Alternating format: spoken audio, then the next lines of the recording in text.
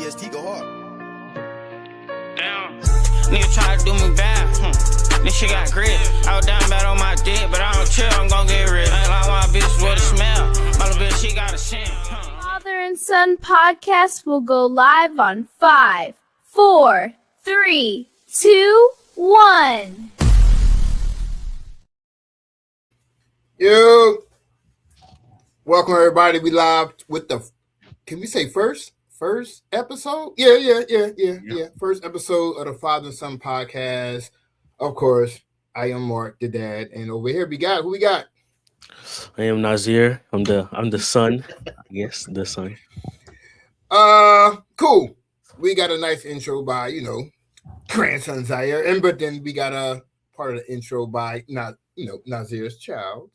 You know what I'm saying? Saray, as she made her first appearance live on the internet. And the Father and Son podcast will go live in 5, 4. That's my baby. All right. Well, anyway, Nasir said he wanted to talk basketball today. He came on last week. We did some NFL. Him and my other son. So other son didn't make this show. So this is Mark and Nasir's show right here today. Nasir said he wanted to do a podcast about NBA. Got a camera, got his mic already and shit. So, I guess he's ready to rock. Mm-hmm. Oh yeah. So what we about to do is test Nasir in his knowledge of the NBA. Different generation, they swear they know every damn thing when it comes to sports. Because of their generation, they don't really know shit. I know ball. Okay. I'm a ball board. Yes. All right. We about to find out.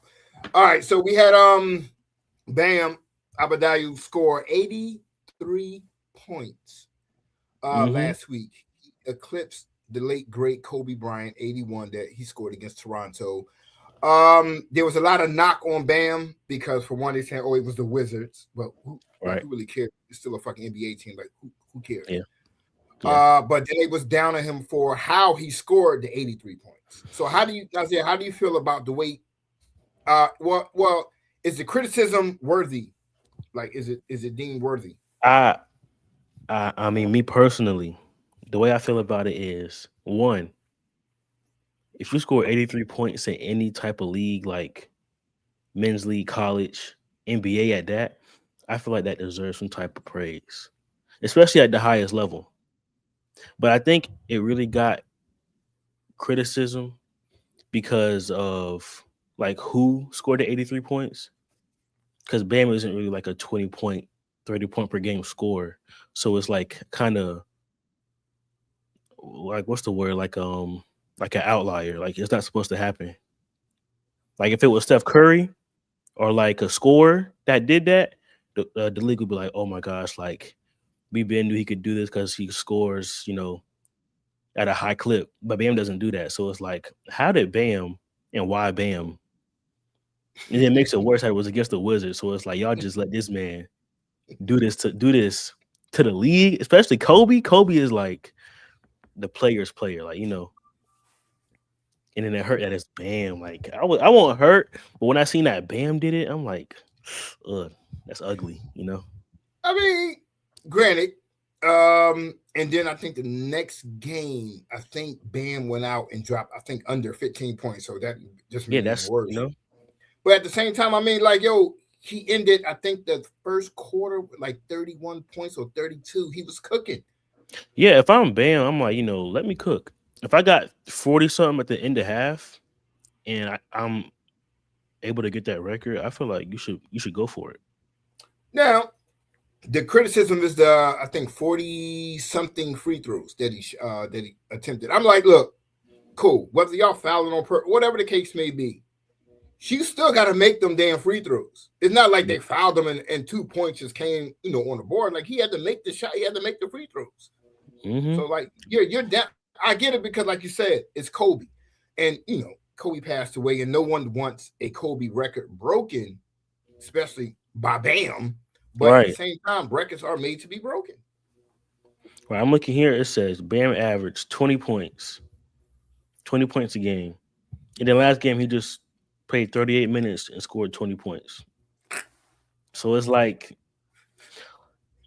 Like I'm not. Well, actually, he scored 83. Then he scored 21. Went 6 for 20, Damn. and then he scored 20. Went 6 for 15. Yeah, I mean he had an out of a body experience. I mean, once again, 83 points, man. I don't give a what league he Yeah, played. 83 points is 83 points.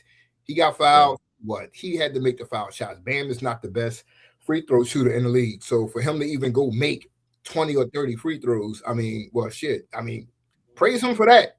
yeah. He did. You know. Because if it was Shaq, then everybody be praising Shaq for that shit. But they, like you're saying, they just hating it because it's Bam. That's all. Yeah, I feel like if it was maybe like who's the score as a center, like Jokic, Yeah. maybe if he would have broke it, then it would have been a different conversation around it. But since it was Bam, it's just not. It's just not like somebody who the league will want to break it. I mean, do it all though, much I respect respect to it though. Bam. 83 points is Yeah. 83 points. You can't hate on that Yeah, shit, that's a lot of points. It's a lot of buckets. But they trying to compare it to Kobe. I'm like, dude, like Kobe is he was different. Kobe's a scorer though. He's a scorer. Yeah. So yeah, So it Bam doing makes what he's doing. sense. Yeah, you can't knock that man because if one of us score 83, we all be happy as hell. So Right. hats off to Bam for for Yeah. breaking the record. I mean, eventually someone else is going to break it. But at the end of the day, he did what he's supposed to have done, scored the damn points, and the team won. So who cares? Like, I'm happy for you, Bam. Yeah. All right, so we're gonna move on to this one right here. Are the Detroit Pistons for real, or are they just out, or are they just taking advantage of a very injured and weakened Eastern Conference? You can go first. I mean, right now as it stands, Detroit is the number one team in the East. Number 3 team in the West. I mean, in the entire NBA. My only issue with them is outside of Cade, they don't have another scorer. And playoff time is going to come where you playing the team. Let's just say 7-game series. I'm just going to say 7 games. So they got more time to watch tape of you. So they got time to make up schemes to trap Cade. Tobias Harris, I always like Harris. I was always a big Harris fan, but he's not doing enough. Jalen Duren, he's getting his points, but it's not all set plays. He's getting like all rebounds and shit of that nature, garbage shots. But he's scoring. But they need another scorer besides Cade Cunningham if they are going to go far in the Eastern Conference.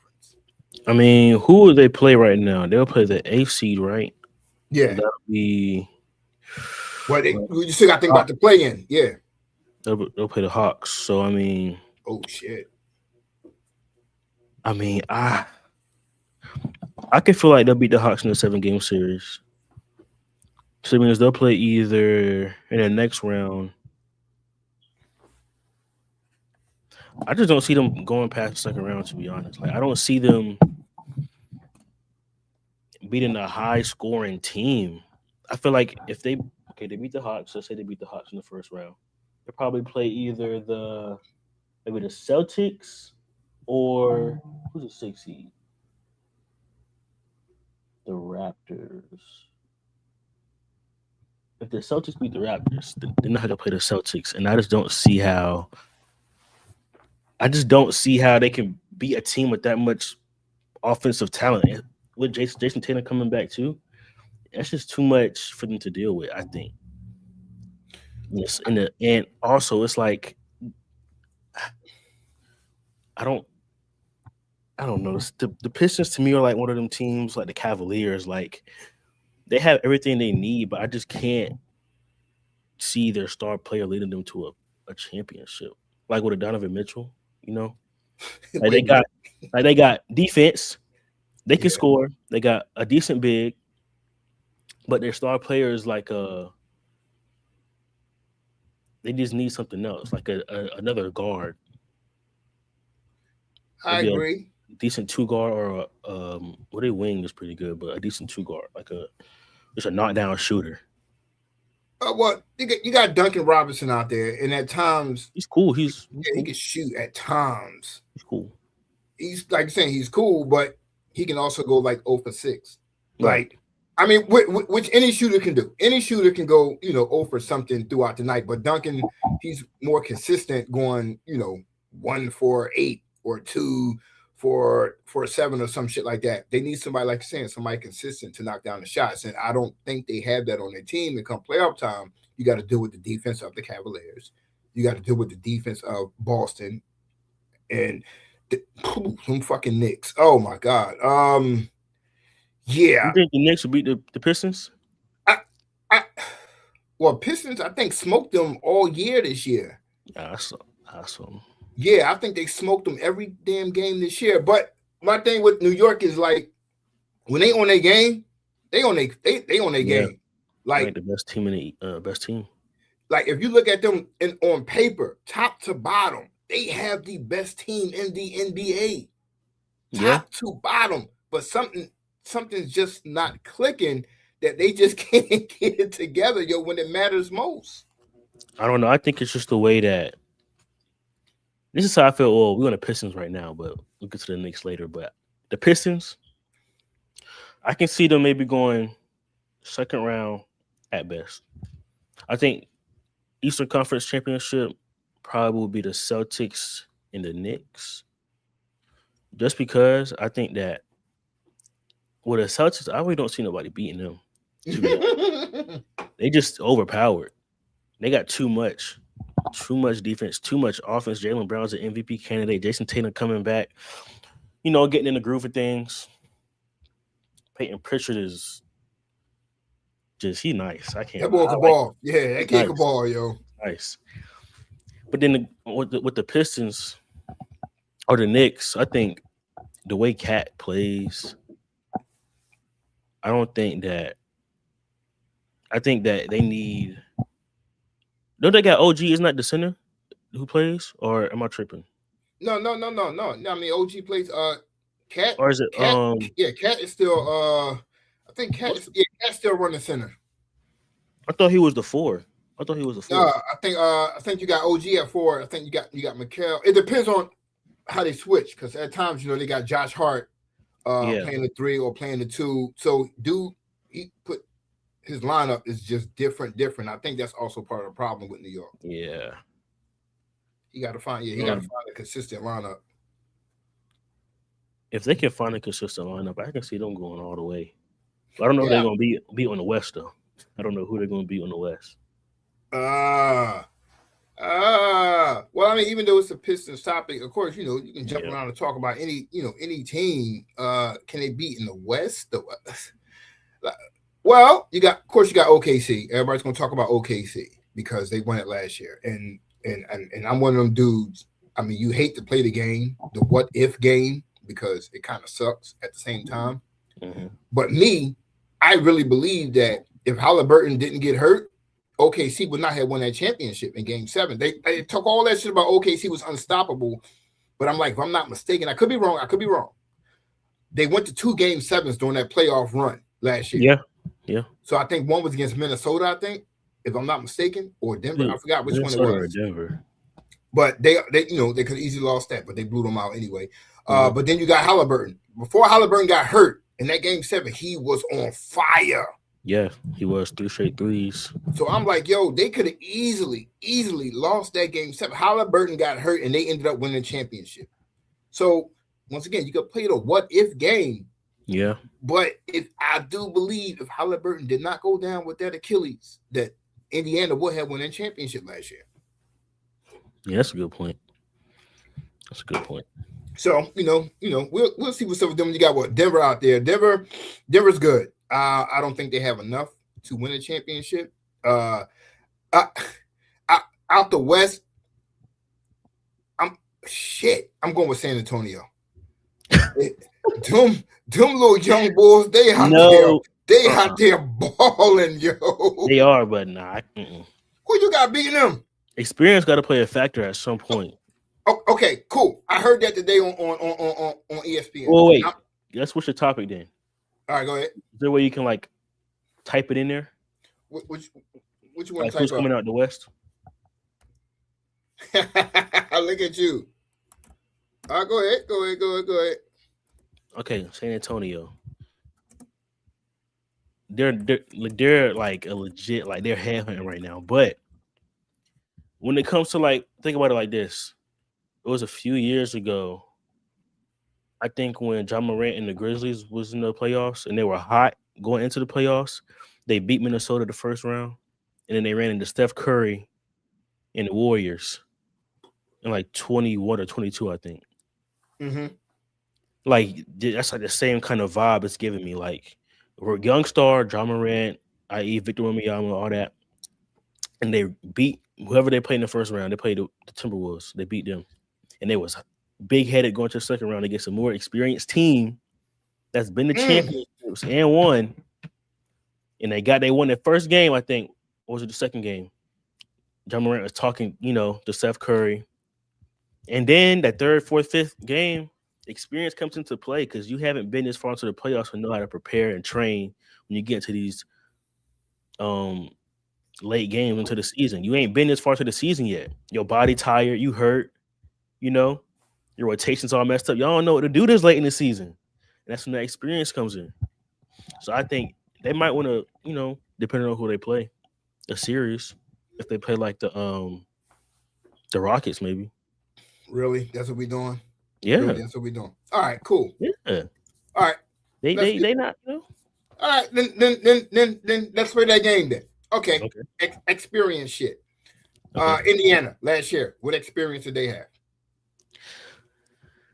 I mean, but okay, hold up. You gotta add context though. Halliburton was hitting game winner after game winner that series. What experience did they have? I mean, they beat teams with experience. Who they beat? They went through New York. Okay. Who I forgot who else did they run through? See now you got to look up shit. But why you like to look up shit while you look that up. Who else you got? OKC last year. They didn't have no conference finals experience. I mean, they had a little, but they didn't have big experience. They played the year before that. They played Dallas in the semifinals when they went to the finals that year. Dallas did. They played them that year. Okay. And they went to the. But I mean, like the way OKC was built, though, they were bound to win a championship. They got so many picks. They got and what has San Antonio done? Built the same way that OKC is built. But I get what you're saying though. But I guess you're saying like a team has to lose first. Yeah, I mean, yeah. So, but you saying San Antonio just can't skip that process the way that they're built right now. They can't. I mean, there's obviously going to be certain teams throughout NBA history that just do it but that's not the norm though. And I'm not saying they can't be like the extra team that does it, but it's just the West is so heavy. Like they can do it. Like the Pacers did it coming out the East, obviously the weaker conference, but the West is just so heavy and deep every year that I just can't see that happening. OKC didn't do it in 1 year. They took them like 2-3 years to do it. All right. What about like you got Minnesota?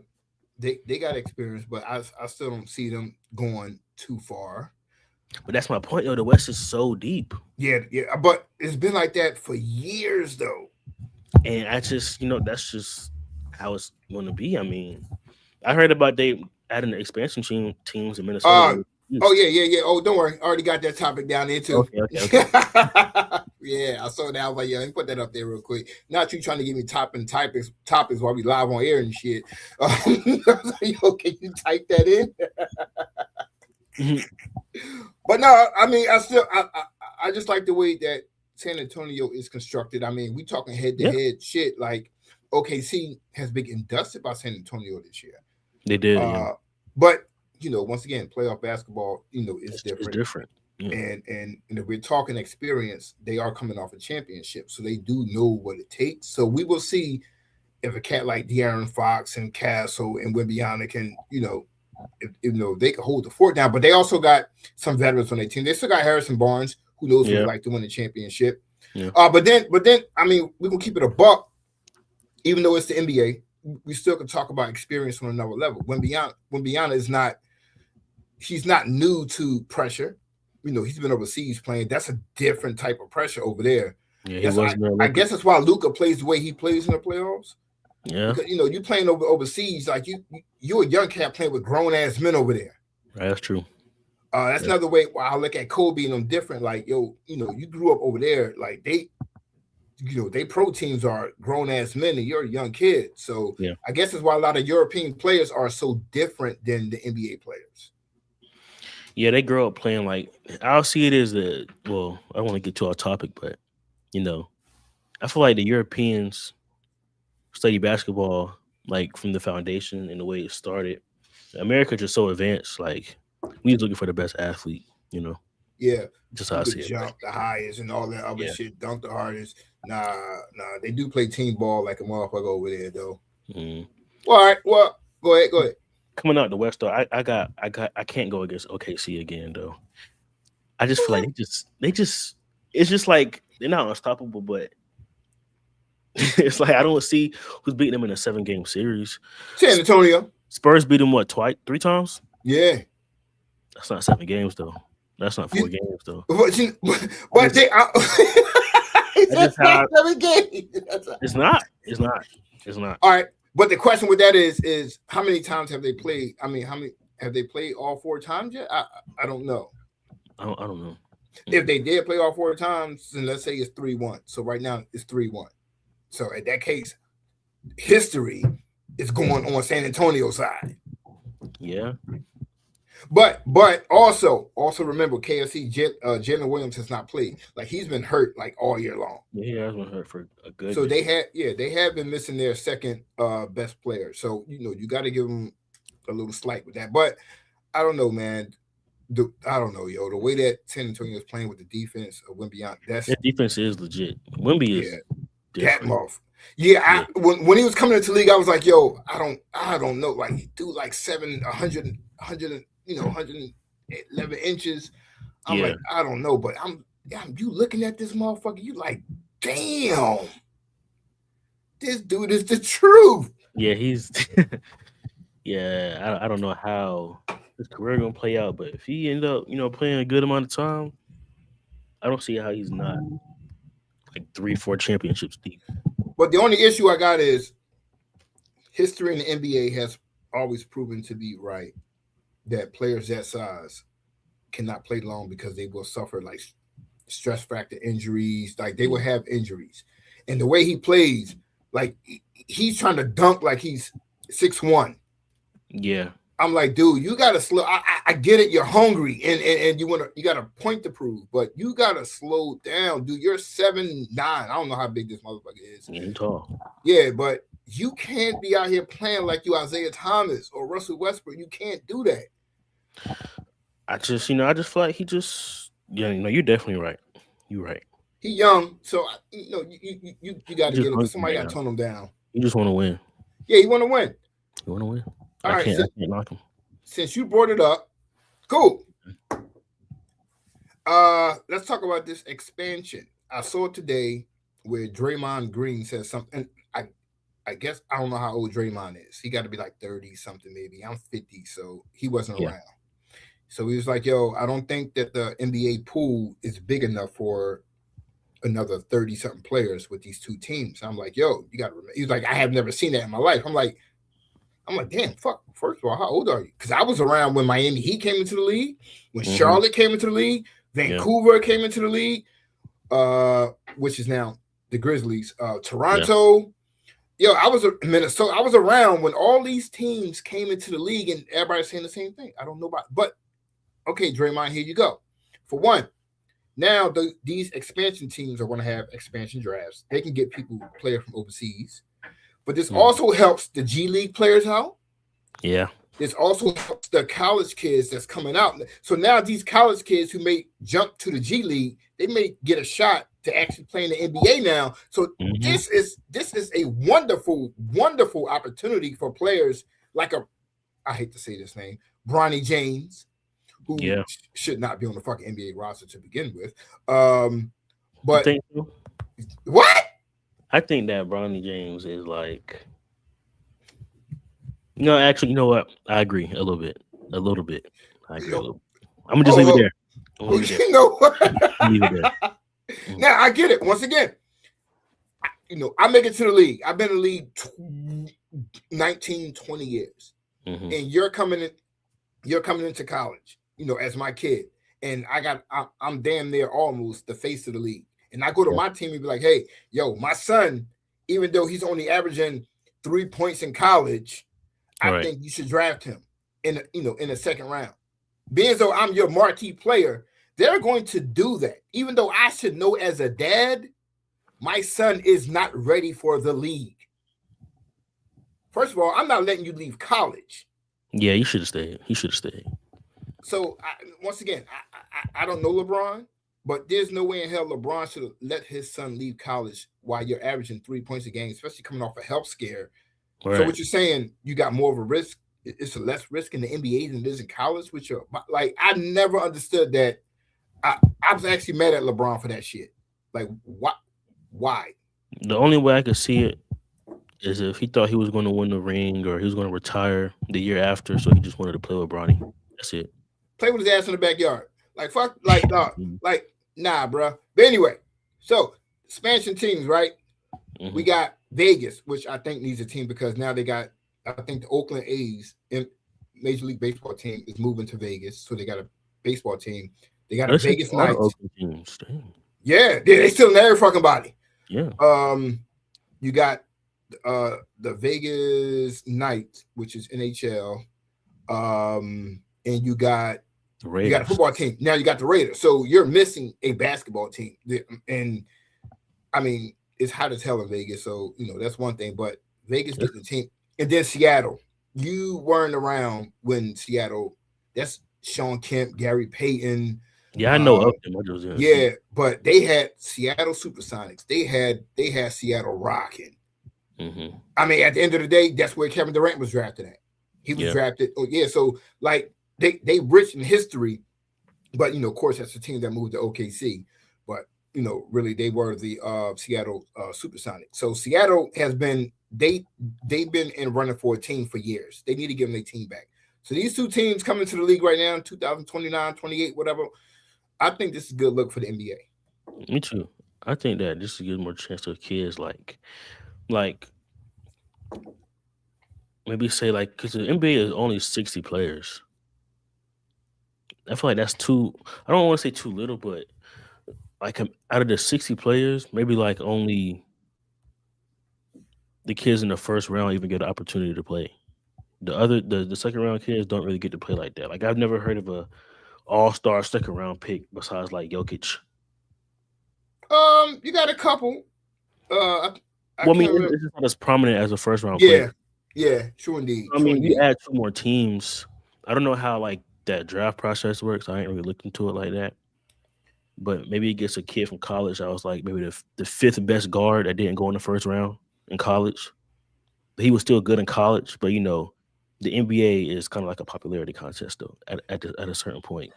Always. So that's the best guard who didn't get as many looks, but he still averaged like 18 and 9 or something like that. If he gets a chance, goes to the G League, get a chance to go to Seattle or Vegas, and he makes a name for himself when he could have done that before when the teams weren't there. Damn good point. And that is true because no matter what, no matter how bad you suck, somebody has got to be the star of that team. Yeah. It's going to be somebody you, once again, like you're saying, probably they wouldn't have given a second look to without the expansion. And now, like you're saying, it could be a no-name person that's now could be, you could look at SGA. I don't give a fuck what of course the glass is half empty, half full now. They're like, oh, the Clippers gave up on SGA. Dude, no one knew SGA was going to be that. Yeah, no, really. So I hate when they say that shit like, oh my God, look what the Clippers gave up. No, dude, they gave up a player that you didn't see that coming. You didn't see Jokic coming. Yeah, no. You didn't see Luka coming. So stop. Luka, no. Nah, bro. Really? Because you got to think we didn't see Luka playing. Luka came from overseas. We didn't see Luka in college. Well, I mean, I only say that because the overseas players that came here are always like pretty good. Yeah, I ain't gonna lie. So maybe the scouts saw something. I don't know, but I definitely didn't know about him until maybe the year he got drafted. Before that, I didn't know who Luka was. You don't, you just don't see that. Like, with Jaylen Brown and like I would say, well, LeBron, because the media attention he had. Like, we actually see these kids play in high school and shit in college, so we had an indication. But an SGA and a Jokic and them, well, you saw SGA in college, but at the same time, you never. I mean, you could look at Kobe, like you didn't go like Kevin Durant. I'm not Kevin Durant. Kevin Garnett. Yeah, like these kids coming out of high school, you don't know what they're gonna do. Yeah. But everybody down the Clippers. Oh, Clippers gave up on SGA. Nigga, you would have gave up on them too. I mean, it was for Paul George, who at the time was Paul George. Like, but that's how the media plays it, yo. It is what it is. But on, to go back to it, like, I would love to see the expansion, because I want to go to Vegas anyway and just watch basketball. I ain't gonna lie, just because I just like to travel and watch basketball. I think Vegas is a good city too. Like, they just got a lot of money coming in. So it's just hot as hell out there, motherfucker. Though, Jesus Christ. Seattle. I think they need that team back too. Seattle, I like their colorway, I like their jerseys. I like the whole thing. I just liked it, even though I never seen it. But old YouTube videos. That was the time, boy. Them Supersonics. That's when they used to go against Mike and them. Gary. Oh my God, Gary Payton, Deadlift Shrimp, Perkins. Oh my God, they had a squad. Oh my God, fucking Seattle was a nice show. All right, so we got a big name coming up right here, right? All right, we got this dude, Giannis. Okay. Does he stay in Milwaukee or does he go somewhere else next year? I don't know. I can't really speak for you. I don't. Does he? I feel like Milwaukee, they had all the time to get Giannis another superstar. They went and got Dame, but it's Dame, he just fell short due to injuries. So I can't really put that on them because they tried, But I feel like at this point, if he want to win another ring, he has to go somewhere. Now, if he want to be the household legacy player like Dirk, but want to ring and stay there forever, he can do that. But I mean, I don't know what he wants. Like, do he want to win another ring, or do he want to, have that legacy of just staying in one team for a long time? That's a good one. If he want to go out like a player like Dirk, because Dirk only got one ring. Yeah. But the way Giannis is going, I think he's only going. If he stays in Milwaukee, he's only going to have one ring. For one, it's a small market team. Yep. But it also depends on what Giannis want to do with his legacy. Because at this point, it's not about money. Because he's getting paid, so we can't look at him and say, "Oh, he's chasing the bag." No, he can get the bag in Milwaukee because they can pay him. But shit, the team that I think has the best chance to get this amount of time will be OKC. For the simple fact, if OKC, like if Milwaukee wants to rebuild, now you said it earlier, OKC are like the Eagles. They just stockpile draft picks. That team was so bad for so many years. They got so many first and second round draft picks that it's crazy.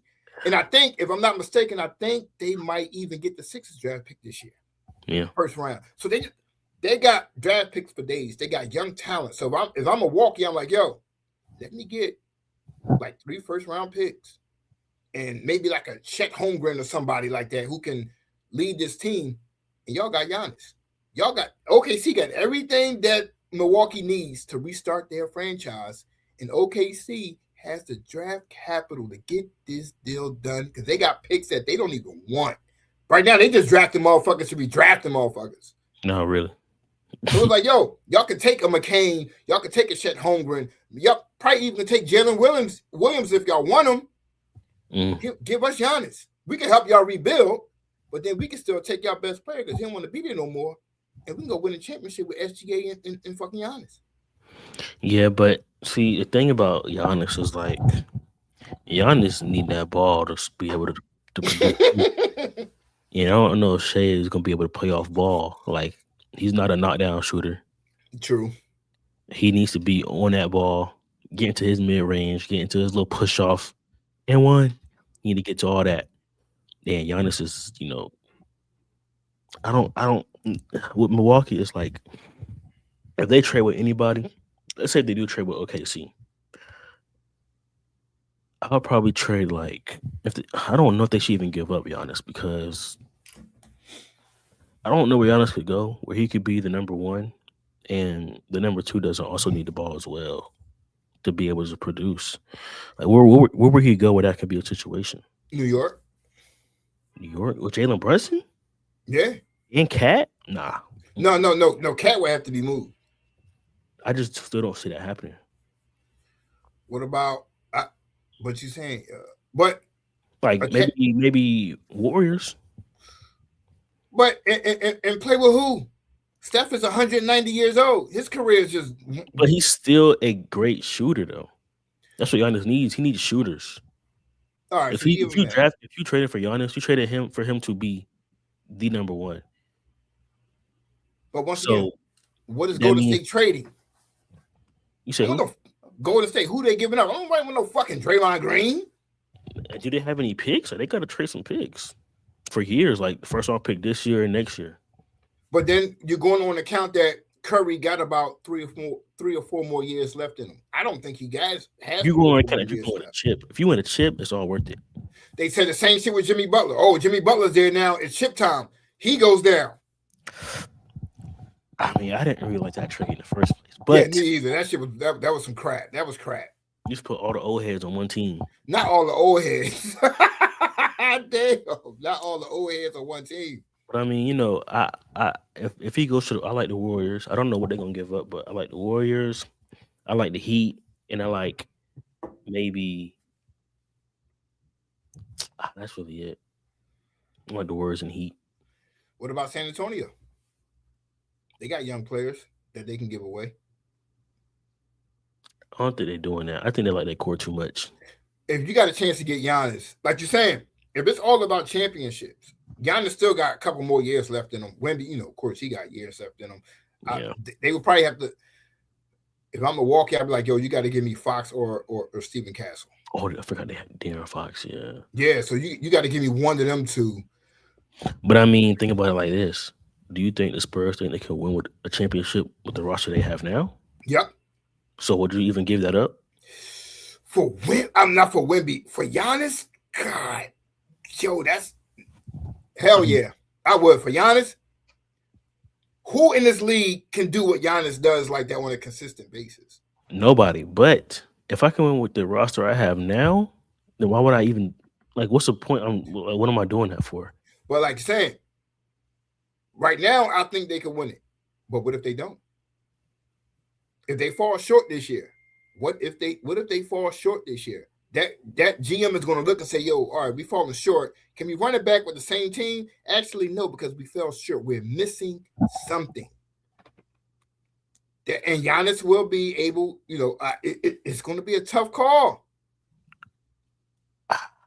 Yeah, it's going. Now, I say that because it's going to take to the next segment, which me and you spoke about before we went live on air. This Kevin Durant situation, this Giannis situation could end up like the Kevin Durant situation. I think it was 2015?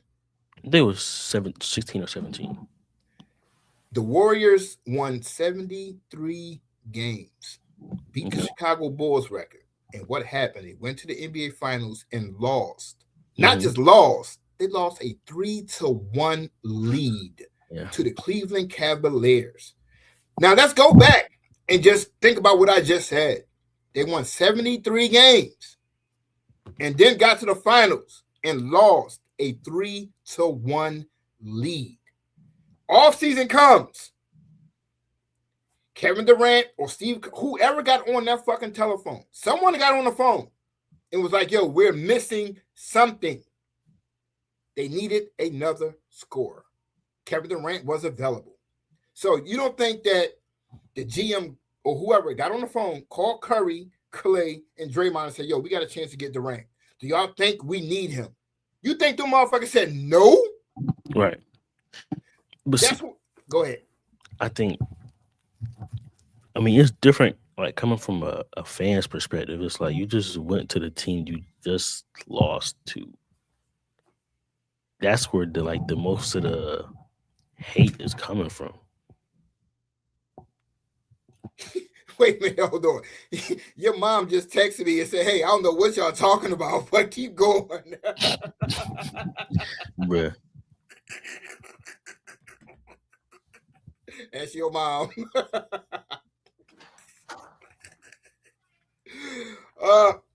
So that's what it is because what? Because OKC lost to Golden State, so they're like, oh, okay, get past that part. Yeah. So I need that one. The phone just right now. Yeah.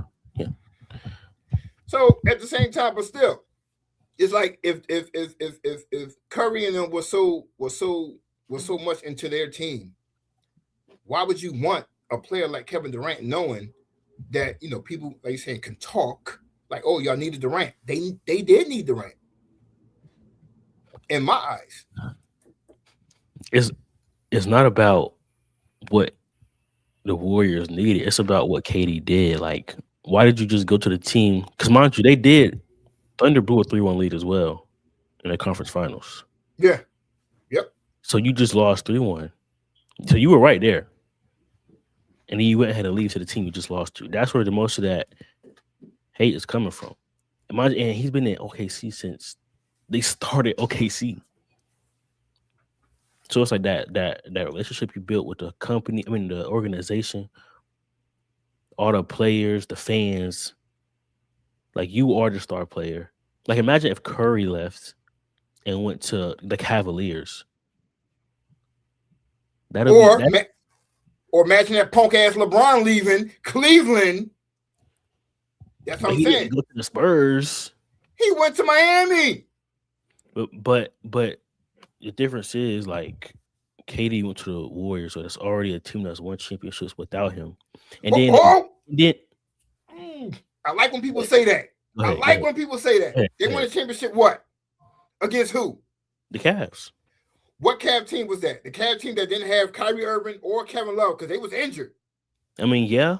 So they won a punk ass championship against a very injured team. But that's not the point. Okay, yes, that matters. But the point about Kevin Durant is that he went to the team that just beat him when he was one game away from even playing the Cavaliers. Or playing in the finals against the Cavs. I give you that. Now, so that just makes it look even worse. Like, imagine you and your friends get into a brawl, street fight. And you knock 3 dudes out. One left. And he knocked all y'all out. And then you say, you know what? I ain't messing with y'all no more. I'm going to hang with them because they just beat us up. And they can fight better than us. I give you that. That's just like, how would your friends look at you after that? That's like, what? Pardon me, I give you that. Then I also look at the OKC organization at that time. Same thing with Westbrook and them. Like, I wouldn't trust, even though Sam Presti is a good GM, he's very untrustworthy. This is the same team that with a young core went to the finals. Presti said, yo, I'm not going to pay you, James Harden, what you deserve. You can get the fuck off my team. Yeah. These three built a foundation together. Presti said, I'm going to break this foundation up. So Durant, now the free agent, nah, dude, I don't fuck with you like that. I don't trust you like that. You just sent our homie away, which we could have built. Oh, my God. Them three, they could have been like the Golden State. Yeah. Presti said, I'm going to break y'all up. Fuck y'all. So Durant now, yo, you did what you did. You got your MVP. You got your money. Now you're a free agent. Yeah, I don't know about you, bruh. Let me bounce. I'm not saying that's what happened, but that's how I would have looked at it. We had a dynasty in the making. You decided you didn't want to pay us. So you traded away, second, third, whatever you want to call Durant at that time. I mean, Harden at that time. But you broke us apart over money. Nah, I'm out. But then it's also, you see, okay, look, that's a valid perspective. But at the same time, it's just the way that like the super team narrative is different because when KD does it, he went to the best teams 73-9. That's the best team ever, like record wise. And you just lost to them. You just you didn't lose to them in the first round. You lost to them in the conference finals. The game to get you to the finals. And it's not their fault that you blew a 3-1 lead. It don't matter how it happened. Who cares if who was clutch or who wasn't clutch? You left. That's like I like Haiti, but you can't say that's not like one of the sorriest moves in like NBA history. Like you can't just do that and expect no hate to come your way. When you first of all, you like I said before, you was with this team since they became the OKC Thunder. You won an MVP there. You got paid there. It was you. West. You had a good core too, or a good team. It's not like a trash and you carried them there. No. Yeah, probably one of the best point guards in the league. Because mind you, the next year, the Rush average triple double. I think so. Yeah. So I mean, like that was always there. I feel like that's just yeah. It's a tough one because you're always going to look at like, oh my God, you left this team, and I'm not saying Durant is like utterly not blameless. Like, yeah, you did something that we look at as fans and say, oh, yo, that was messed up. Right. No doubt about that. But then I'm just not going to throw all the blame on him because I'm going to look at the other side of the coin. I'm going to look at the other team. I'm going to look at the fucking Golden State Warriors as well. You just won 73 fucking games. That's fair. Then you lost in the finals, and y'all went and got I won't say a higher gun because at the end of the day, this is still a business. Like these teams treat these players however the fuck they want to treat these players, and these players be like, you know what? Fuck no, you're not gonna do that. So I'm gonna go over here because yes, maybe it is a better opportunity to win a chip, but you're going to a team that just said, well, not just said what they play. We're not good enough to beat this Cleveland team at full strength. We could beat them when you're missing two of your best players. Yeah, we can do that. But at full strength, we can't beat these motherfuckers. Yeah. That's how I always look at that experience. Now, when he comes to the team, what happens? The first year, I think they won 67 games. Oh, but they didn't win 73. Why? Because Durant missed 20 games that year. He only played 62 games his first season. They could have easily eclipsed that 73 win campaign. He missed 20 fucking games. You trying to say Durant is not worth 8 games? He missed 20 games. Then they went out and beat the Cleveland Cavaliers at full strength. The following year, went out and did it again. The third year. I can't even say that because the year after that, Kyrie left. He went to Boston. Yeah, but no. Well, no, because he lost. Kyrie lost every year to them. Look, you said Kyrie. Yeah, Kyrie, Kevin Love, and LeBron. They lost every year together to Golden State. I mean, besides, then LeBron left. Yeah, not LeBron left. Kyrie left. Yeah, Kyrie left. So I mean, Kyrie left with the Boston. But the point is like, is that the point is on to the Golden State. Like they won 2 championships with KD. They should have won 3, but KD and Klay Thompson got hurt against Toronto. Yeah. I don't give a fuck what once again the what if. Like we all know that Golden State would have smoked Toronto if they was at full strength. Yeah. Like real shit. Then the shit with Draymond and Kevin, came here like, oh, we didn't need you. Yes, the fuck you did, Durant. I mean, Draymond. Yes, you did, because y'all proved before y'all won 73, but y'all lost a 3-1 lead. The same way they criticized Durant for that, why don't they criticize Curry and them for that? They don't. They don't because, like, at the end of the day, where's your integrity? Like, where's your loyalty to your team? Y'all were NBA. Came away from the finals. This ain't about loyalty. But at a certain point, it is though. Like as a sport, like as a team, like how it is. Like you lose a game of that magnitude that's so big that could have brought you to the finals, and then you don't leave to a team who we didn't play. You lost to a team that just beat us to go to the finals. That's what makes it worse. That's what makes the hate worse. Like you lost to the team, went to the team that beat us. It'd be different if he went to like the Heat or the Knicks or some other team. Like he went to the Warriors that were already the best team in the league record wise. But a team record wise in the regular season, but not playoff wise. So if he would have went to Miami, everybody would have been okay with that. Yeah. It's because he went to a team that just beat him and did not even win a championship. That doesn't matter, though. That doesn't matter. So it matters just because he went to a team that just beat him. Dude, this is a business, bro. It is a business. But the fans don't care about that. They care about how you know, like, they care about their team and their team only. And that's it. And like Durant said, I don't give a fuck about y'all fans. Like, I mean, I'm not even in the NBA. I wouldn't give a fuck what you fans think. I'm playing for me. I'm playing for a ring. That's fair, but you can't also say that and then get mad when the hate come your way for doing what you did. Now, granted, I'm with you on that one. Like I said, he's not at fault. Like he welcomed some of this shit as well. But it's the same thing with like LeBron. Like, dude, you go on national television, do a whole fucking sports in the center special. I'm going to take my talents to blah, blah, blah, blah. And then once their team gets old, you run off and go back to fucking Cleveland, which is clearly Kyrie's team at that time. Yeah. Like, dude, like they all at fault, but also you understand, like, yo, they got their money. It's all about winning championships right now. Like at a certain point, you're going to look around the league and be like, yo, we see it on SportsCenter, like which older player is like, yo, which team gives me the best opportunities to win a championship? But I mean, I can also blame it on like just like how certain like media talks about you need a ring to be great, you need a ring to be this and that. Like that's kind of like pushes the players to have that mindset. Like I need to get a ring as quick as possible. I agree. You be like, you scored 25,000 points, but you ain't win no ring. So what does it matter? It's pointless points. That's not true. You know what I'm saying? But the ring culture kind of made it that way. So I can blame it on the media and the players too. Yeah. Because like in this day and age, like it's different how it is.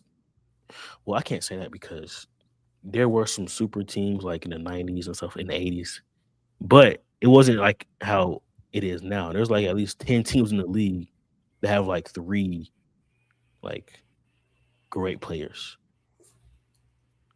Like a big 3, as you want to call it. I agree. And it also depends on how you got those 3. Like you could look at Golden State. Like they drafted those 3. Yeah, was homegrown. What could have been with OKC was homegrown. And I'll probably take some heat for this. I don't even give a fuck. Chicago Bulls. I think it was their second 3-peat run. Now, granted, we talked about the overseas players. Tony Kukoc was probably the best overseas player we have ever seen prior to. I know Kukoc was a monster. Mm-hmm. But the Bulls, they set on that draft pick. Kukoc stayed overseas until the whole Dream Team shit. It was like, yo, he's coming over there. But you already had Scottie Pippen. You already had Michael Jordan. But then they added Dennis Rodman. Yeah. And nobody, like, if you're going to look at Draymond Green as part of the Big 3, you got to look at Dennis Rodman as a member of the Big 3. He came from Detroit. Once again, a team that, oh my God, a team that not only Chicago hated, but Jordan hated. Mm-hmm. So are we looking at Rodman saying, oh my God, you were why you jump over there to Chicago? Dude, it's about winning. Dennis Rodman is he all over the place. Well, in that time, like, who's gonna say something to Dennis Rodman? Nobody. He said who's gonna say something to Dennis Rodman. But Rodman was a missing link to that team that they didn't think, or no one thought was really needed like that. Rodman changed that whole Chicago team. But it is what it is. I can't. Okay, look. Are we gonna get to this GOAT debate, please? Look. No, you ain't get to the GOAT debate. You know what? All right. Since Nasir want to get to the GOAT debate, everybody. What we got right here? Some of you guys have a quick question. A lot of players have a prime where they want to touch with Kobe, Jordan, LeBron, Curry, to name a few. When was or KD prime? That's a good question coming from Big Facts Media. When was KD's prime? Shit. We could talk about KD prime during that moment where Harden left and he was leading OKC when he won his MVP. But then KD also was in his prime with Golden State. Yeah, I feel like people forget like KD was so good at OKC. Like people would think like the way he plays now is the way he played in OKC. Like no, KD was quick. He was fast. He was dunking the ball. He was like he was just a different player. But he tore that Achilles. It made him play a little different. So I think KD's prime was maybe from like 2014 to like 20 until he tore his Achilles with the Warriors. So like a 5-6 year stretch. Yeah, KD's a different. I still think KD is good though. Like he's still God damn. So KD's, I can't he's out of his prime. He's probably not like in his prime athletically, but he can score the ball with the best. So I mean, I don't know how to, But like you said, during that 2013, 2000, I don't even know when that shit ended. Like I said, I guess when he tore his Achilles. Yeah. But yeah, even him at the tail end of the OKC days, and then his days with the Warriors. Once again, everybody want to forget those Warrior days. Like KD was not here averaging like 20 fucking 7 points per game. Like KD was smoking cats on the Warriors. Yeah. We can go to the big pull up again, over LeBron in the finals when he just pulled that shit up from down there half court, like in front. Like KD was a monster, and even now, even in Houston, like this motherfucker, he's unstoppable. I mean, yeah, that's a good question, yo. KD prime was I would say the end of the OKC days, and then throughout that run with Golden State, KD's prime. But now, like Nasir saying, you look at KD now, and it's like, at what point did he really ever slow up? Yeah, I don't think he's out of his like ability to score the basketball. He can still score, like 26, 27 a night. But athletically, he just can't move how he did before. Because even in Brooklyn, he was still putting up buckets. Yeah. But yeah, that prime shit would be at the end of the OKC run, and then the Golden State run. So yeah, he KD had a hell of a prime, yo. But once again, the league was still full of so many other great players that the focus was always on like a Steph Curry, or it was always on LeBron, and KD he played the back. The only reason KD name comes up in the media, like Nasir is saying, is because of what happened with the old OKC to Golden State shit. Otherwise, you just focusing on Steph and LeBron all the time. Mm-hmm. And KD's in the background just dropping fucking buckets like it's nothing. Right. But that's just the way it goes. So Nasir is hell bent for some damn reason on this damn top 10. So we're going to start with so our top 10 is like top 10 of all time players. Yeah. I think Nasir had he gave me his list where he had it. His rank. I was like, I don't want to do no rank shit. So here is Nasir top 10 players of all time on in the NBA. Nasir, you want to talk about your list, bro? Go right on ahead. Let me hear what you think. All right, so you got LeBron James. I think I kind of went in the order that you gave me. Mm-hmm. Hold on. Big Fact said, in my opinion, after the injury, he changed. He's not the same player. It seems he need all-stars around him to win. I can't say that because that's what every star needs all-stars around him to win. Like Curry didn't win by himself. LeBron didn't win by himself. Jordan didn't win by himself. Magic didn't win by himself. Every player needs all-stars to win. That's just, Yeah, Steph didn't win by himself. Yeah, Steph didn't win. Yeah. So yeah, I'm with you on that, but he does need the players around him to win because he's like what 36 years old. Yeah, he's getting old now. So yeah, I agree. He does need all stars around him. He can't lead the team anymore. It's hard for one player to lead a team. Even last year OKC, he couldn't win it without Jalen Williams. Yeah, he couldn't win it without Hartenstein. Yeah, everybody has a role that they have to play. When I say win, I don't mean the finals. Oh, you mean just like in general? I mean, I don't know how to feel about that because, like, well, when you say that's regular season games, though, they don't really count towards nothing unless you need those games to get to the playoffs. I don't know. I don't know. Yeah, yeah, it's a tough one. Watching him in the Nets and now the Rockets, we can see how he can't be a leader, and that's a wild thing. I think KD even said it himself. He's like, "Yo, I never wanted to be a leader. I just want to hoop."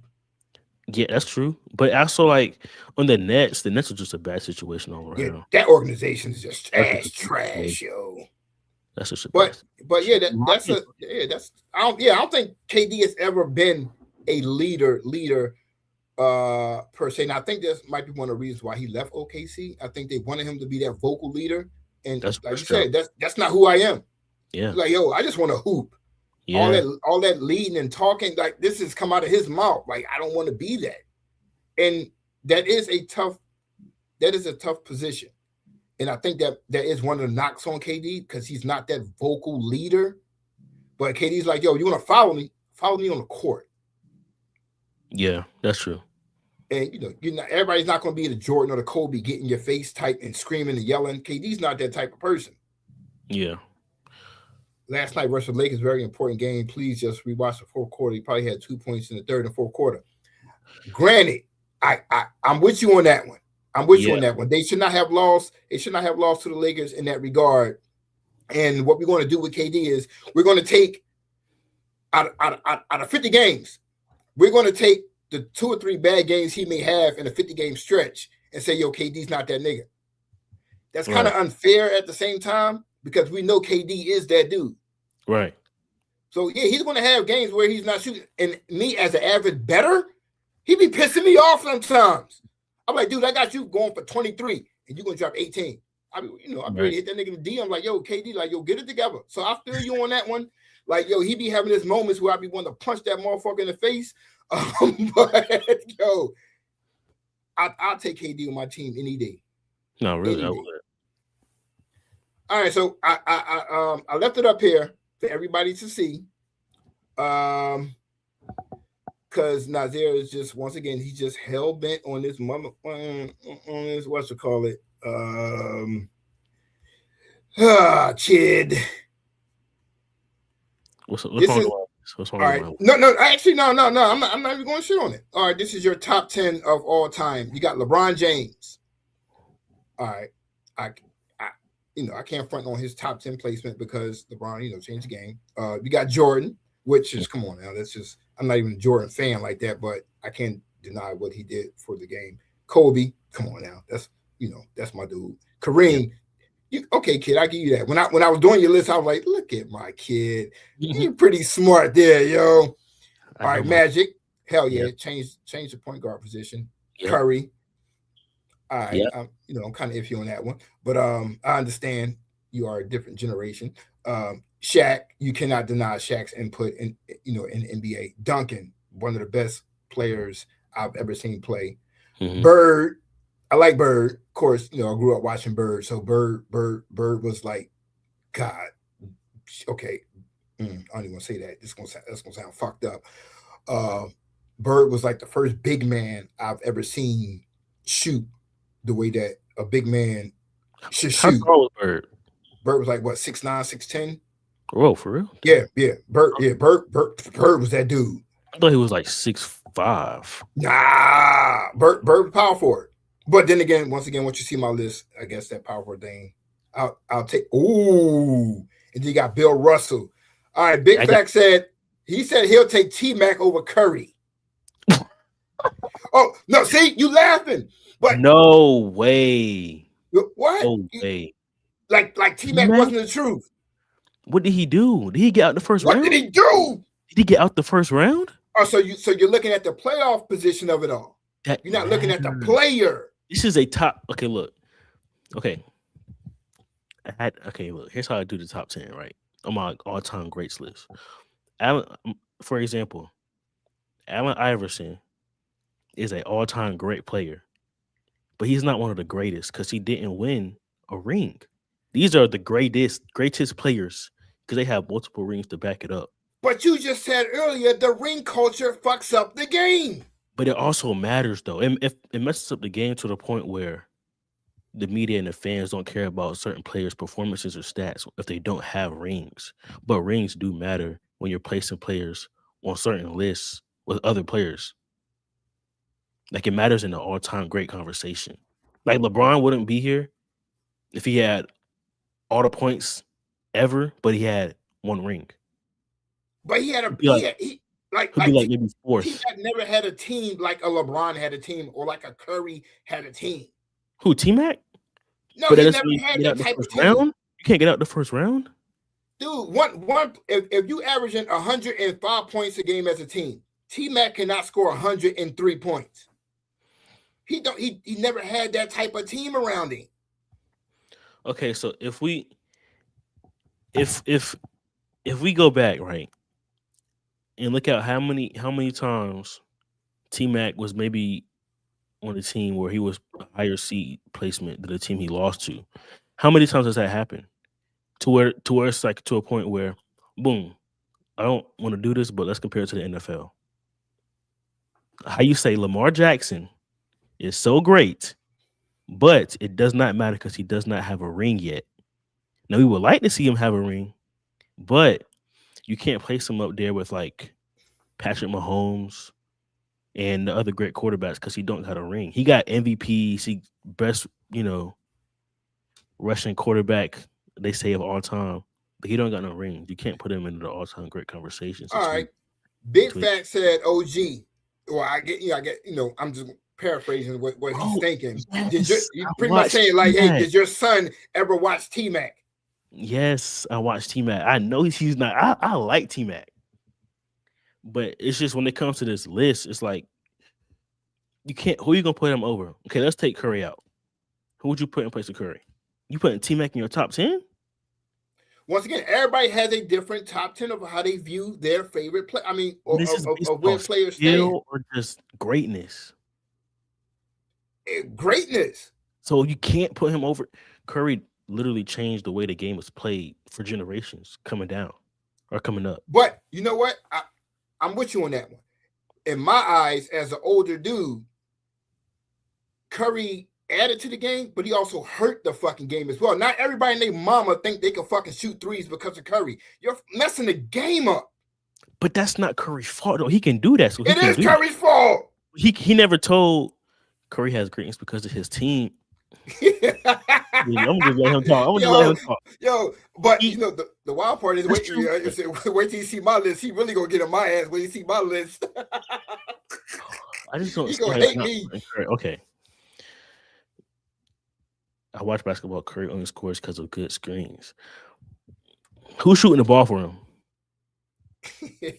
Let me know that. Who's shooting the ball for him? Did he put a robot hand on his right hand? I don't think so.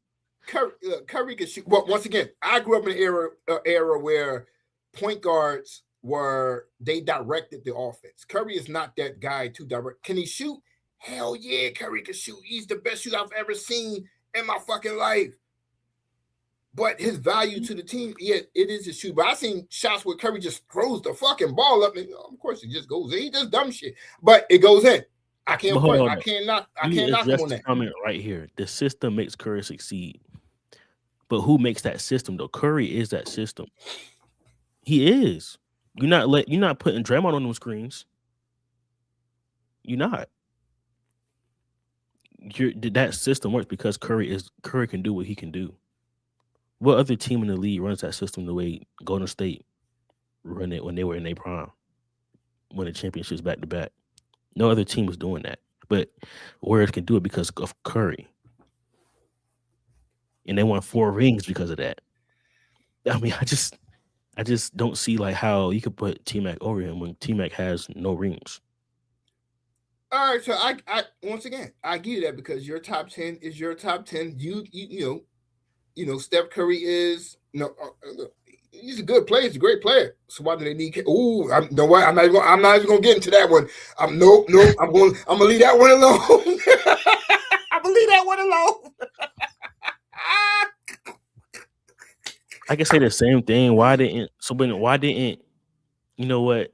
I'm gonna get I into believe, a whole rant. yo, big facts. I believe that one low right there because I just went on a big rant about that one. I feel you on that one. Oh shit! He said, "Don't smile, please answer, young man." Yo. Okay, I mean, okay, I'll give you that. They couldn't beat the Cavaliers, but at the same time, they also you're not gonna like it, but they also won what 2 without him, right? Even if it was against the injured Cavs team. All right, the second one is when I was like, "Yo, I got to give Curry his respect when he beat Boston," because that was Yeah. that one I was like, "Yo, I give Curry his respect for beating Boston because that's the one I was looking for." Because the first one you won against a Cavs team that was just fucked up. They had nobody but LeBron. You should have won that one. The second Yeah, that two, was true. you won that shit because of Durant. That third one, Durant was gone. This was your moment to shine, and he shined. I give him that. Now, granted, I don't give a fuck how bad the team is. Like, I'm not giving back my ring just because this motherfucker was injured or that person was injured. You're not getting All my ring back. You are. But at the same time, once we play that what if game, that is the facts of the matter. Like, you beat a depleted team. You had no reason to lose that series. Seems like KD said, "Yo, once again, I'm I'm it with seems him like on the that one." Warriors saved KD. Man, I can't. Okay, look, big facts. Okay, look, please explain to me why did KD go to the Warriors? Just type it out. See, you still on that why he left. Okay, he left because he left, but what happened when he's on the team? Put it like this: if KD had an offer from who was another good team at that time that could have probably made some noise? Let's say he went to, I don't know, the Hawks or something. Instead of it had the Hawks and the Warriors give him the same contract when he left OKC. Who he had went to? The Warriors or the Hawks? First, you said KD was in his prime with the Warriors. Also said he carried him. What you mean? First, you said KD was in his prime. I'm not saying he carried them though. I just think he added what they didn't have. Exactly. He added what was missing. That's why I said it would tie back to the Giannis thing. There's a team out there that's saying, "Yo, if San Antonio loses, they're going to sit back and say, yo, we're missing something. We're missing someone." Giannis is that piece that they are missing if they don't win it. That's what happens with the Warriors and KD. They was missing something. They was missing a real good player off the dribble. Klay Thompson is good, but he's another screen shooter. He needs the screen. Same way Big Fact is saying about Curry. You need them screens for Curry and Klay Thompson to shoot. They did not have a player who can create off the dribble. That's what they was missing when KD came. That changed everything for them. Okay. Oh, you know what? Yo, Big Fact, because if we keep fucking with Big Fact show, we never gonna get to you. What do you say? I can't be missing something. Yeah, I can be missing something if the system is for Curry. He's right. Well, I mean, okay, that's fair, but also I just don't see. Okay, here's how I'm looking at it. Right, I could be wrong, but here's how I'm looking at it. If I win 2 chips without you, and then you join, and then it's like I just don't understand how y'all can say that, but I already won without him, and I had the best record in the league without him, and then But I they beat didn't him. win. Okay, that's cool. That's perfectly fine. But I already won without you, though. You keep saying. I understand that. I understand that. But I'm just saying, like, and this is to get back onto the KD hate topic. He said, "Wait, you lost and called KD the same night."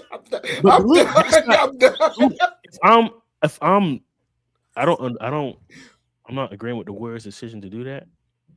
But that's what they felt like they needed, KD. But that's not fair because you're dogging KD out for the decision, but you're not holding Golden State accountable for the same shit.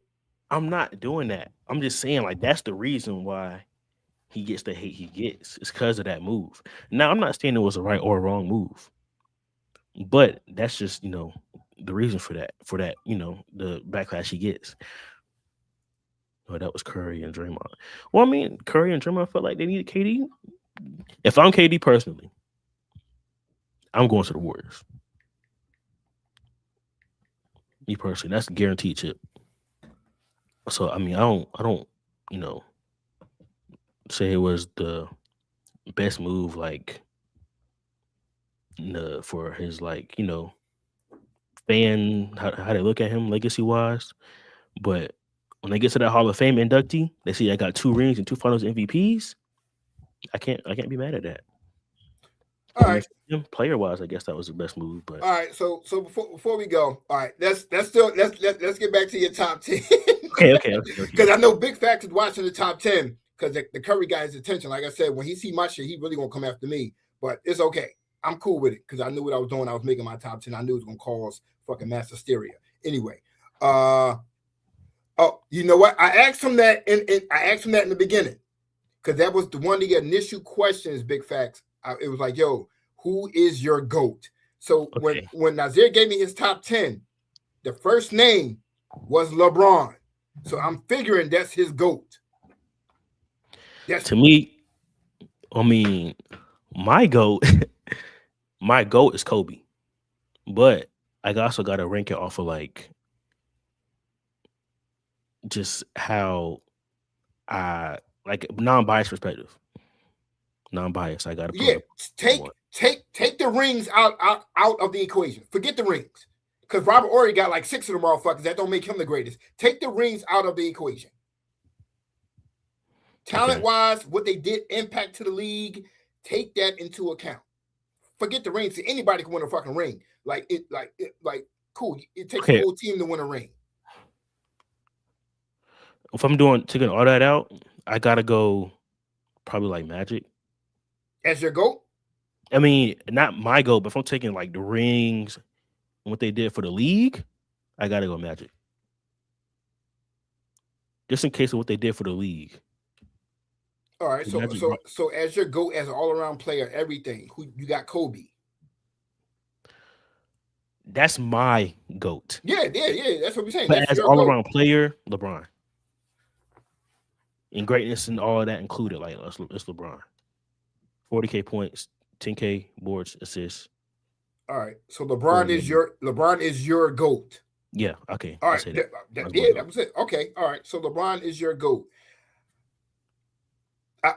I'm never gonna argue with that because once again, your GOAT is your GOAT. Why is LeBron your GOAT? Okay. It was between either him, Kobe, and Michael. So the reason I chose LeBron over Michael, to be honest with you, is because the way I look at it is when Michael was winning all his rings, he wasn't going against the best teams in the league. He was on the best team in the league, is the way I look at it. But LeBron was always going against a better team than he was in the finals. So when they say LeBron was 4-6 in the finals, I can't really hold that against him because I felt like he was always against. Well, besides the Mavericks series, which he choked in, whatever. He was always going against a better team. And then also, I feel like the most points all time counts for something. It got to. Yeah. 10K, 10,000 rebounds, 10,000 assists. That also counts for something. And then I also feel like if you're a scout, right? You see a 6, he's like the biggest, the fastest, and the strongest player in the league since he's been in the league.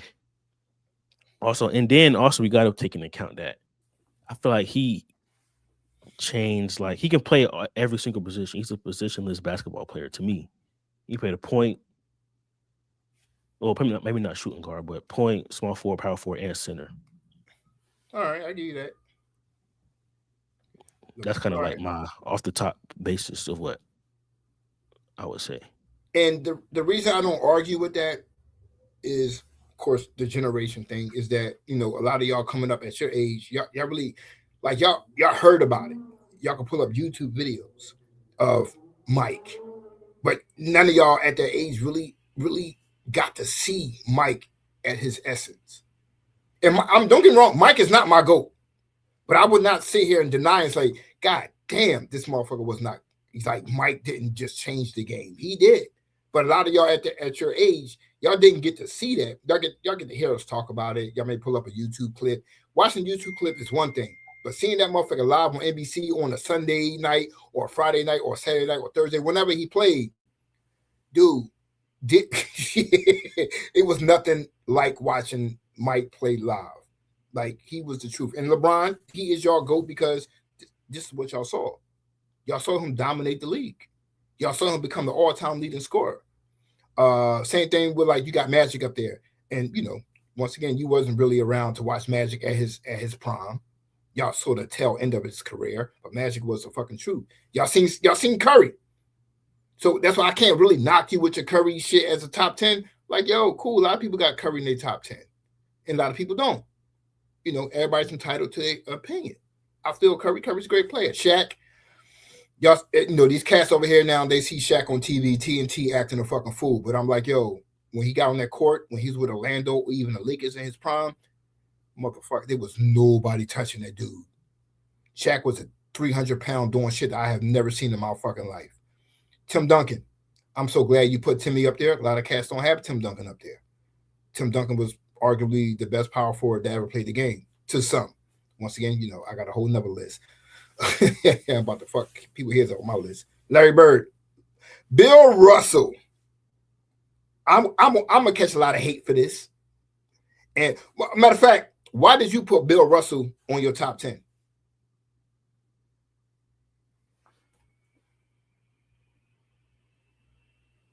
Yo, something happened to your mic.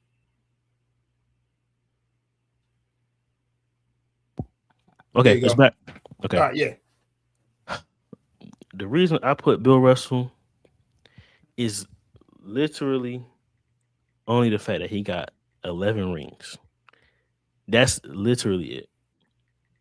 I just feel like that's I just can't deny that. 11 rings is crazy. I don't care what area he played in. Oh, okay. My bad. I just saw your text. No, it's good now, but that's probably the only reason. 11 rings is crazy. Now, I ain't gonna lie. I don't have Bill Russell on my top 10. Once again, I know that's cool. I'm good with that. I'm good with that. Yeah, I don't have him for the simple fact that, you know, I wasn't around when Bill was doing his thing. So all I could do is watch some videos, and I'm like, yo, Bill was like 6'10", playing against dudes that was like 5'3". I'm like, dude, what the fuck? I could like, but at that time, that's not Bill's fault either. That's the era that he was raised in. Hey, my fault. Them dudes didn't go through a growth spurt the same day he did. Yes. But, you know, a lot of our top 10s are of the people that we saw play. I didn't see John Havlicek and Kuz. I didn't see them play. Yeah.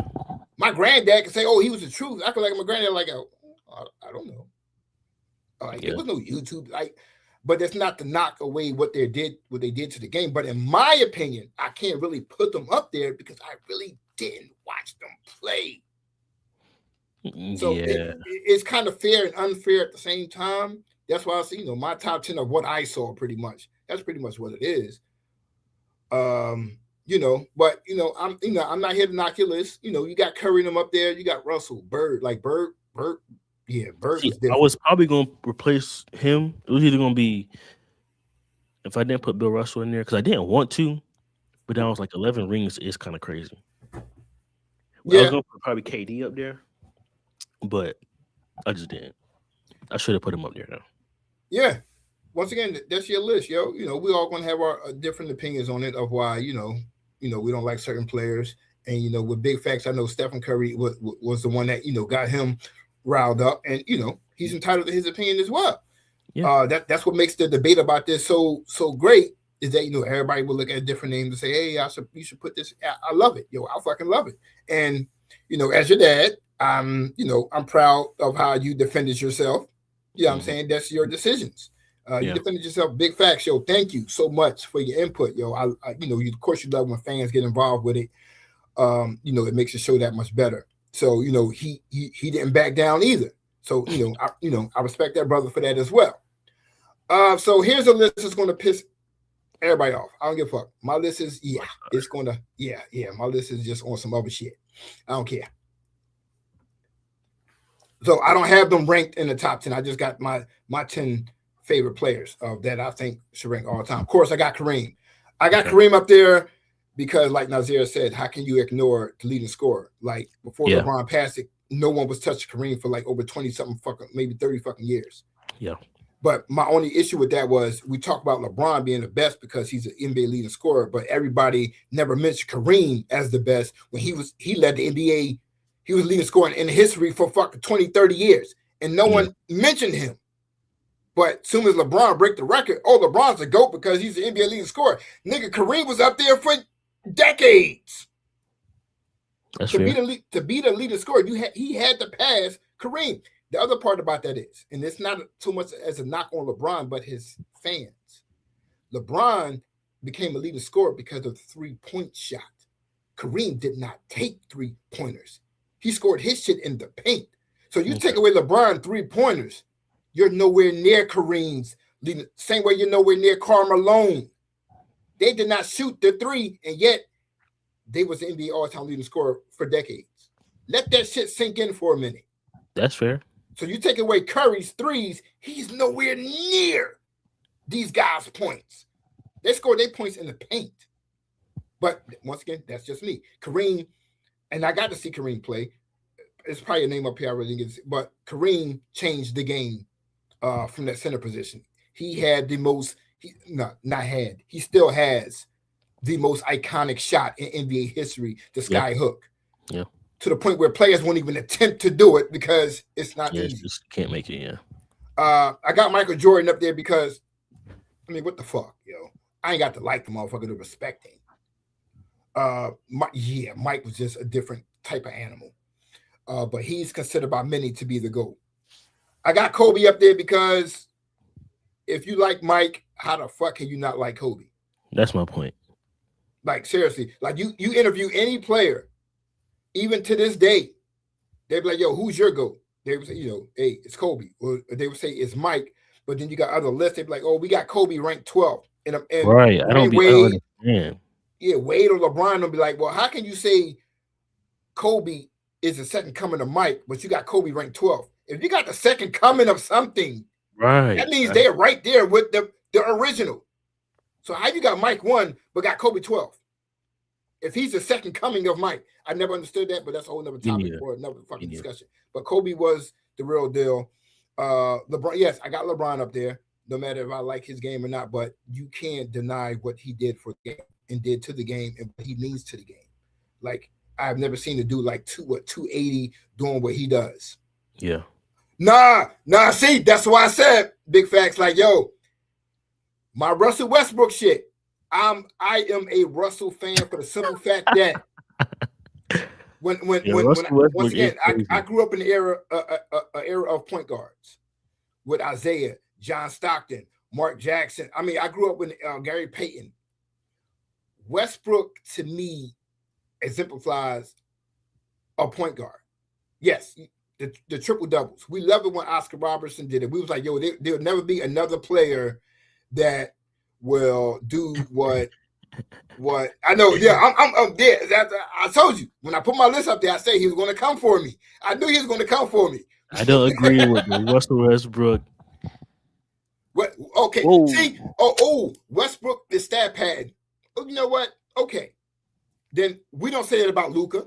We don't say that about Jokic. When they out here averaging a triple double, they doing the same shit Westbrook was doing at a guard position. But everybody said Westbrook is stat padding, but we don't say Jokic is stat padding. We don't say Luka is stat padding. We don't say that. They just say Russell, and maybe Russell does. But I have never. But him and Jokic, like he has a hustle that a lot of players don't have. Yo, I'm done with big facts, yo. But Russell Westbrook is by far still one of my favorite players. I love his hustle. I love his demeanor. He can't shoot for shit. But a point guard, I love point guard play. That's why I got Russell up there as one of my favorites. Now, no, this team was literally calling him to get rebounds. I agree. I agree with that. But you still got to get them. So even if his team is saying, yo, get the rebounds, the other team I guess they got to be on board too. But that's always going to be that's always going to be a debate right there. I agree. Some of them shits, you can see the other players clearing out for this motherfucker to get the rebound. I'm not going to lie, but I'm still not going to disrespect his drive for the game. Not at all. Just like when, oh shit, I remember that episode, yo. When McCann said, yo, McCann's be on some bullshit. McCann's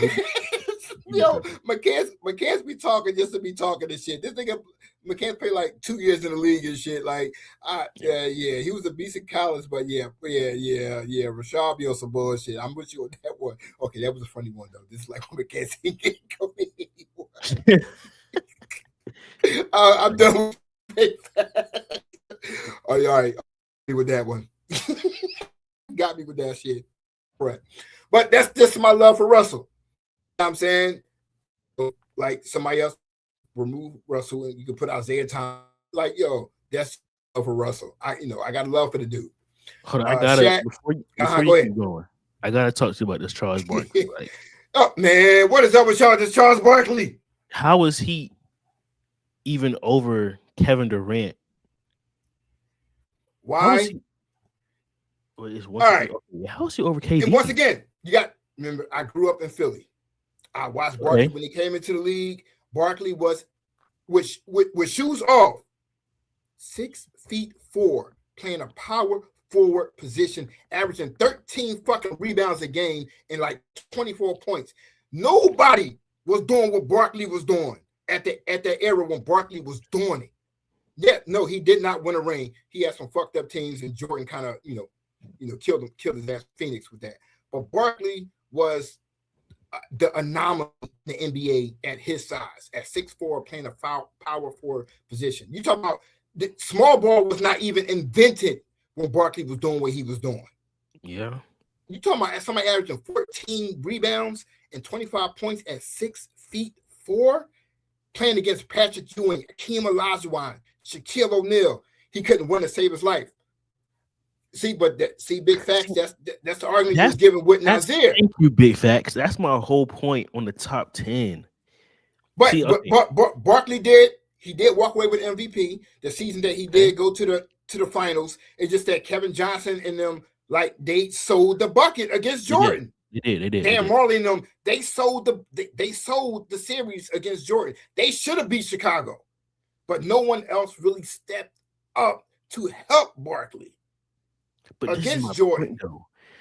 I will understand if this said favorite players of all time. This is a top 10. That means this is the greatest players. Yeah, but see, for me, Barkley is one of the greatest players that I've ever seen play. But you got to include rings, MVPs, all NBAs, all that. Okay, so all right. Since we want to play the Nasir game, let's include the rings. No, Barkley did not get a ring. Okay. No doubt he didn't get a ring. But I can't say it's like he led his team to a finals. Wasn't nobody eating in that Jordan era. Okay, Wasn't nobody eating in that Jordan era. That was impossible. But niggas ate in the LeBron era. But it was okay.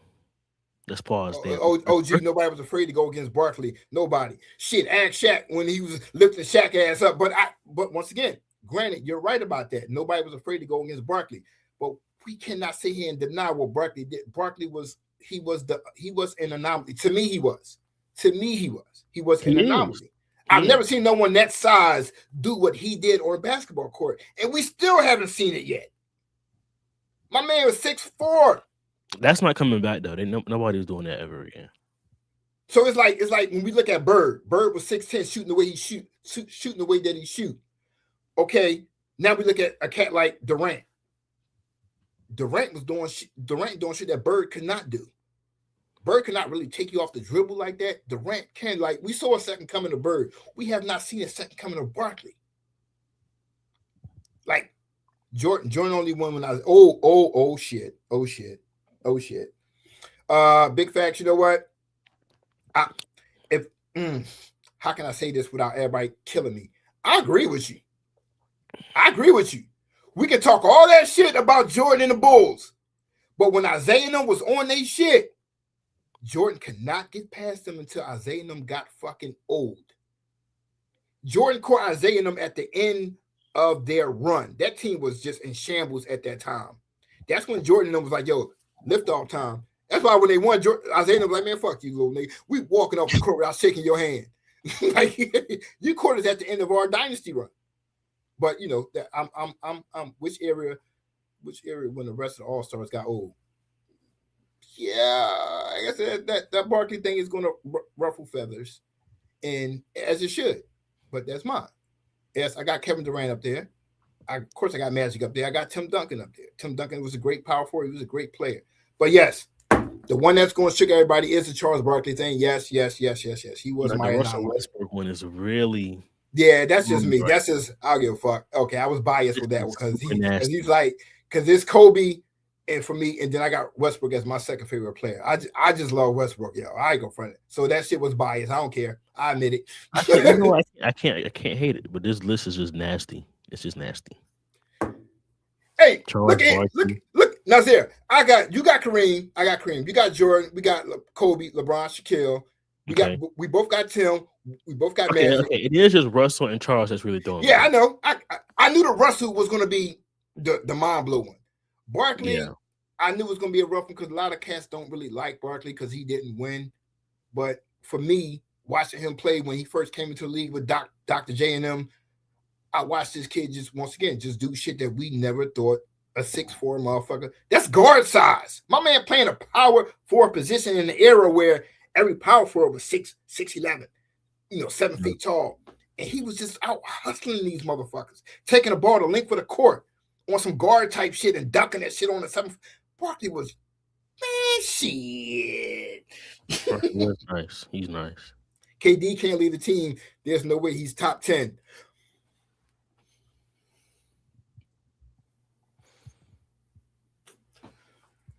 You see, okay, this is where I say in the top 10 list, this is where the rings and the accolades matter. Okay. That's where all that stuff matters. Because let's just say, like Kareem, right? How many rings did he win with LA? He got 5 or 4 or 5. And how many rings he had? Well, he had 1 in Milwaukee, right? Yeah. So then, if let's say he never went to LA, like, what would that still be like the narrative that he's the greatest of all time, like one of the greatest of all time? If he never went to LA, that he could never lead a team besides Milwaukee that 1 year. Yeah, but you can say about Kevin Durant, but that's when I say that the rings and stuff comes into play because you say KD can't lead a team. There's the way he's top 10, but besides that, he got 2 rings, 2 Finals MVPs, all NBA teams. 30,000 points. That's where the accolades come into play. So your narrative doesn't, KD can't even get to the conference finals with the Rockets. Oh, this is first year on the Rockets. No, I agree. Like the Nets situation was just fucked up. Like because that team was just that team should have won a chip. The Rockets shit is kind of weird. I feel sorry for him because once Van Fleet went down with the injury, I was like, oh shit, because they had a point guard. Like that team is missing a point guard. When Van Fleet went down with the injury, I was like, oh fuck. I'm like, damn, KD, that's kind of fucked up. But I think if Van Fleet was on his team, and I think he might try to come back, for the playoffs, like that changes the whole dynamic. Because right now they got like a Thompson or something running a point. Like he's not a point guard. Mm-mm. That team is missing a point guard. And that hurt. I think with a good point guard who can pass like Van Fleet, that will open the floor up for KD to do more. But once again, we'll see what KD can do, with them come playoff time. I hope he succeeds, but that once again, that team is still missing a point guard. Like he gets everybody wants to be the man until it's time to be the man. Don't get on. Kyrie is my favorite player. Please. What? Yes, Kyrie. And Allen Iverson and John Wall. That's my top 3 favorite players. And Kobe too. You know what? Kyrie. Listen, I can agree with you on Kyrie. I love Kyrie, but it just sucks. Yeah, and injuries kind of zap Kyrie. Yeah. Once again, some players do make bad decisions going to certain teams. Kyrie went to Boston trying to be the man. I agree. He was the man though. I agree, but Kyrie in Boston was still he was still good. But the winning aspect of it all, it takes more than one player. People got to hit. Don't forget though, first game of the season, Gordon Hayward goes down with a broken ankle. Yeah, first game, I'm watching that live too. Goes down with a broken ankle, and Gordon Hayward at that time. I can't lie. As long as I've been watching basketball, I have never seen one player just straight lead because LeBron, there's no way. 2018. There's no such thing.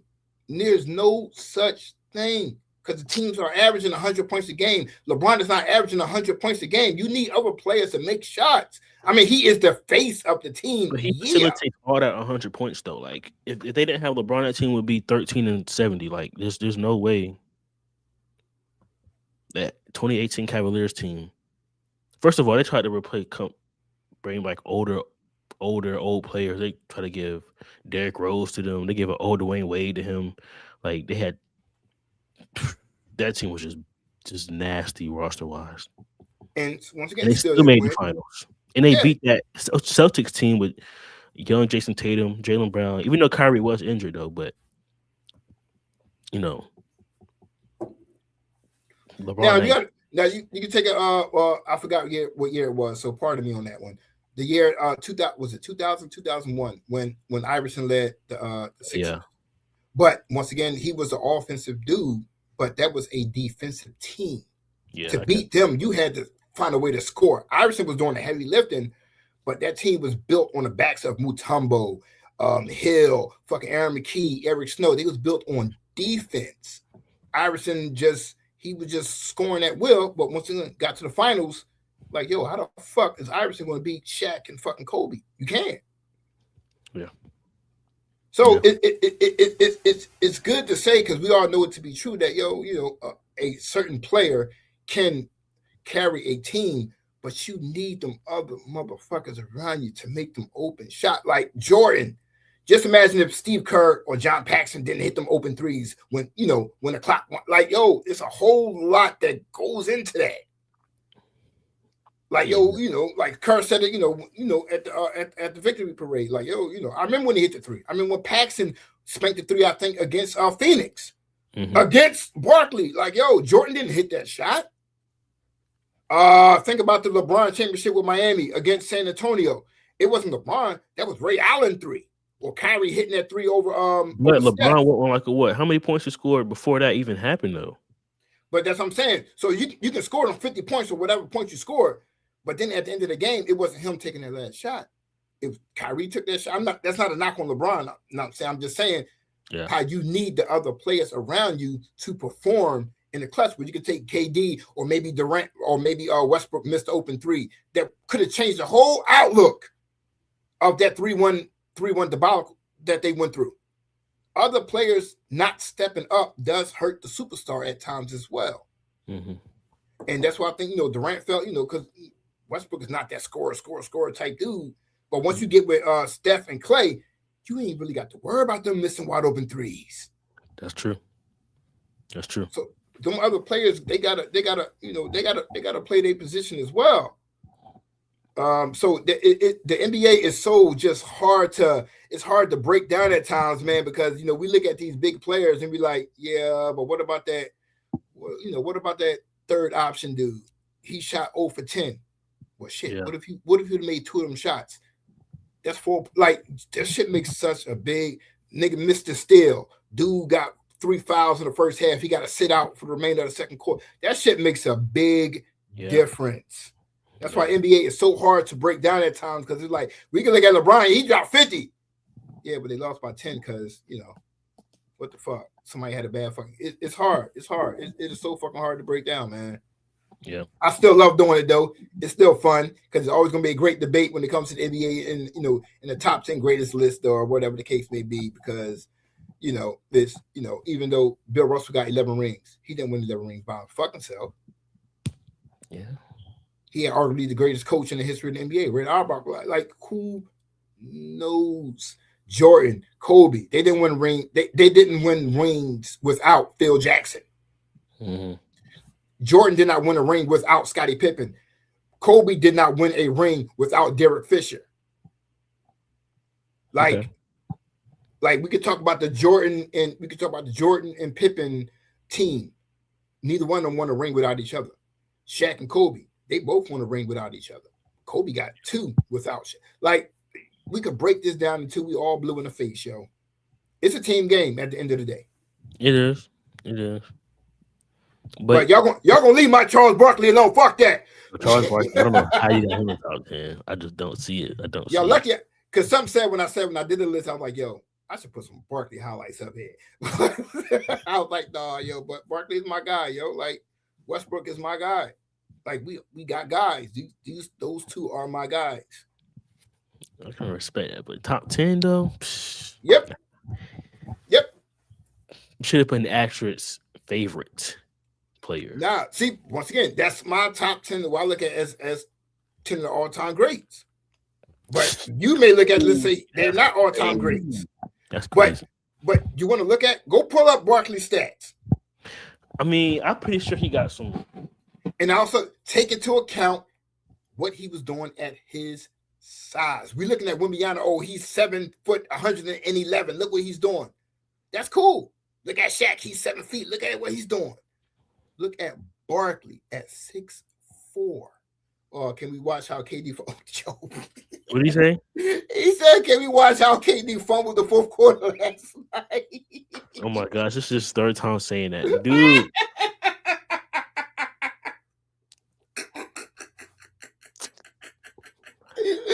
Look, you know what? Big fact. You know what? Since we pretty much out of topics, we're gonna freestyle this one right here, right?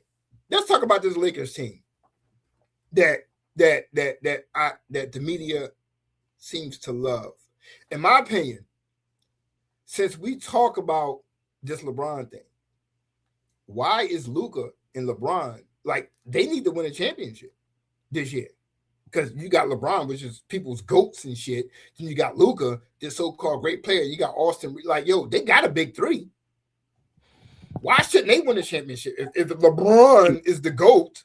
It's just like play styles matter. Like Luka and LeBron, they aren't the same player, but they're kind of similar in a sense to where they create the offense around them. So,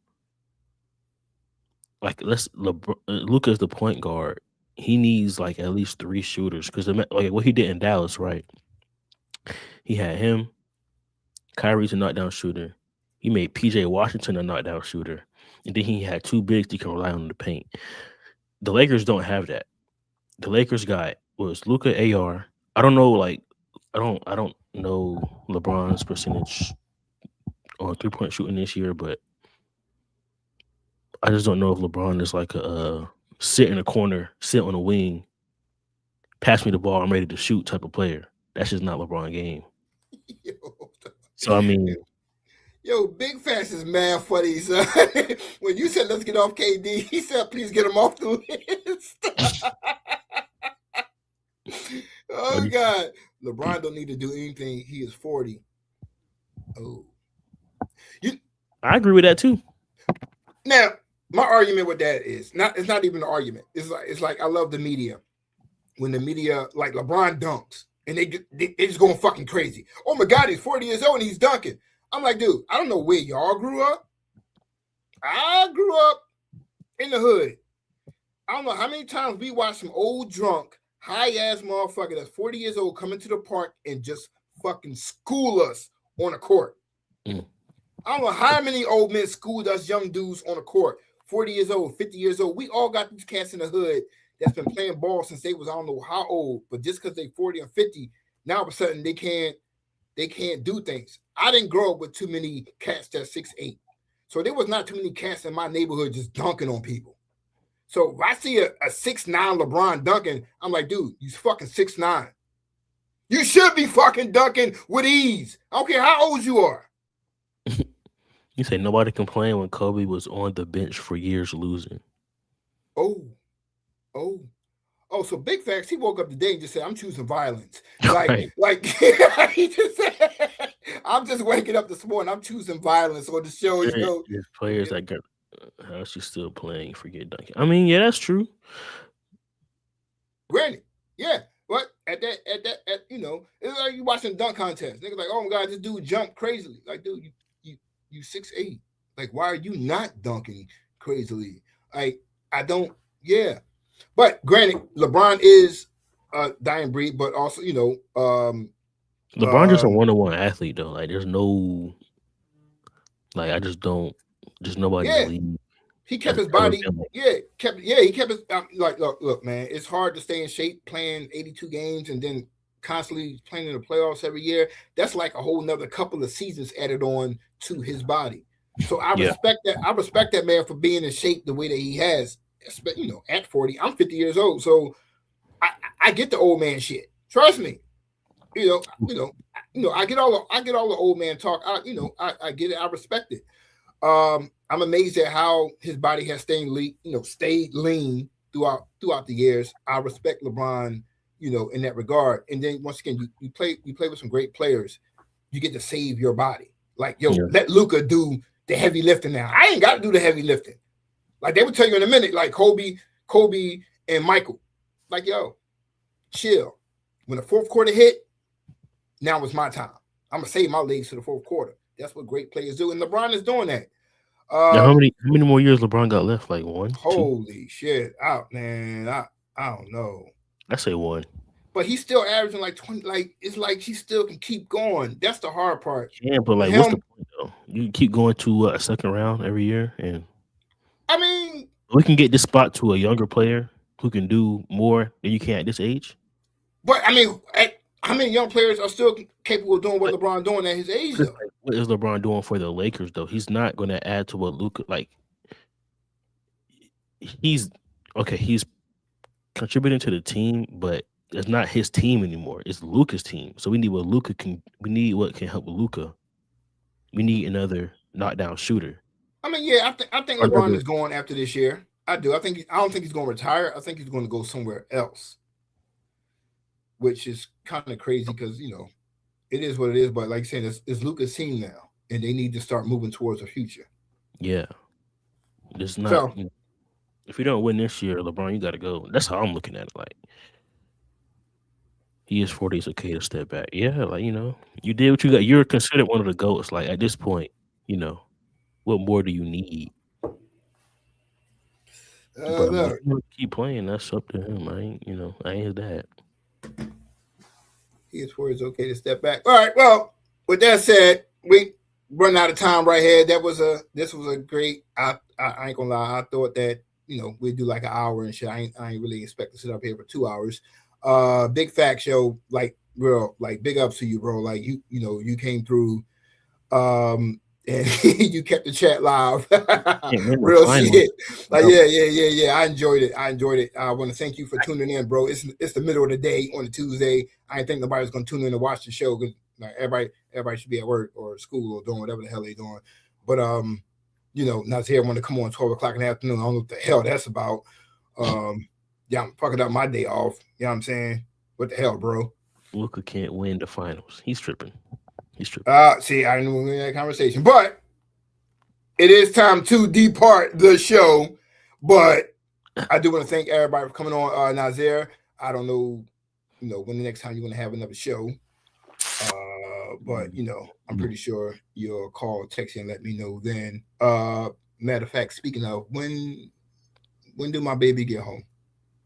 Probably around like 6:30.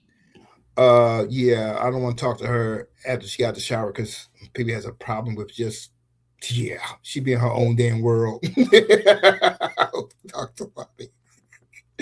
Nah, but no.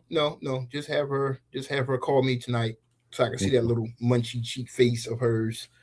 Yeah, what the hell she be talking about half the damn time. But anyway, yeah, I do want to see my baby tonight. I'll be here probably watching television. All right. So with that said, y'all, I want to thank y'all for another great episode. Nasir, thank you so much for another great episode, you little peanut head little fucker.